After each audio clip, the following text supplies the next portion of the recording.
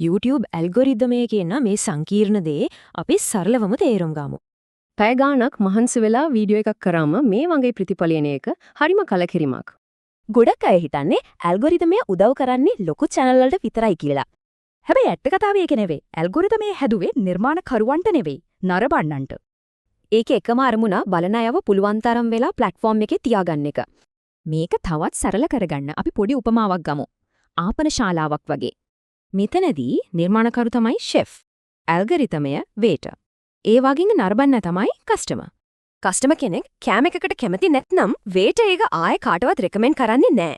ඒ කියන්නේ ඇල්ගොරිදමය නෙවෙයි ප්‍රේක්ෂකයාව සතුටු කරන්නයි ඕන. එහෙනම් කොහොමද අපි වීඩියෝ එක රසවත් කියලා ඇල්ගොරිදමයට කියන්නේ? ඒකට ප්‍රධාන මිනුම් දඩු තුනක් තියෙනවා. අපි මේවට කියමු වර්ධනයේ ත්‍රිත්වය කියලා. පළවෙනි එක තමයි click through rate නැත්නම් CTR. ඒ කියන්නේ thumbnail එක දැකලා කී දෙනෙක් ක්ලික් කරනවද කියන එක.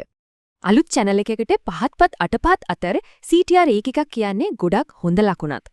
CTR එක වැඩි කරගන්න පුළුවන් සරල ක්‍රම තුනක් තමයි මේ. දෙවෙනි එක තමයි audience retention. ඒ කියන්නේ බලන අය කොච්චර වෙලා වීඩියෝ එකේ ඉන්නවද කියන එක. පළවෙනි තත්පර පහ තමයි තීරණය කරන්නේ කවුරු හරි වීඩියෝ එකේ දිගටම ඉන්නවද නැද්ද කියලා. හොඳ ඉලක්කයක් තමයි සාමාන්‍යයෙන් 30කට වඩා retention එකක් තියාගන්න එක. රිටෙන්ෂන් graph එක බැලුවොත් viewers-ලාට කම්මැලි හිතුන තැන් හරියටම බලාගන්න පුරුමා. අන්තිම එක තමයි engagement. ඒ කියන්නේ likes, shares සහ විශේෂයෙන්ම comments. කමෙන්ට් එකක් ගන්න හොඳම විදිහ තමයි සරල ලේසියෙන් උත්තර දෙන්න පුළුවන් ප්‍රශ්නයක් අහන එක. හරි, දැන් බලමු වීඩියෝ එකක් රීච් කරගන්න පුළුවන් ප්‍රායෝගික හැක්ස් දෙකක් ගැන.